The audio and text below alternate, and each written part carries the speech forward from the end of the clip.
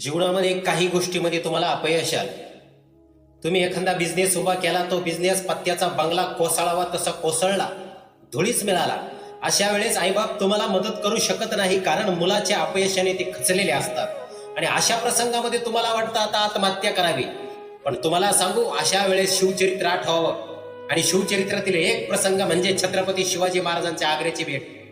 काय व आग्र्याच्या भेटीमध्ये राजांनी 23 किल्ले दिले, 4 लक्ष उन्हांचा मुलग दिला आणि आपल्या बछड्या सहित या आग्र्याला सापडले. सगळ्यांना वाटलं शिवाजी गेला, संपलं सगळं.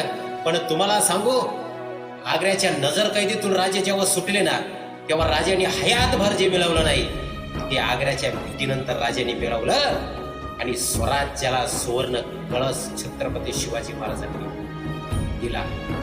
किती मोठी प्रेरणा आपल्या समोर आहे. रामकृष्ण हरी जय शिव.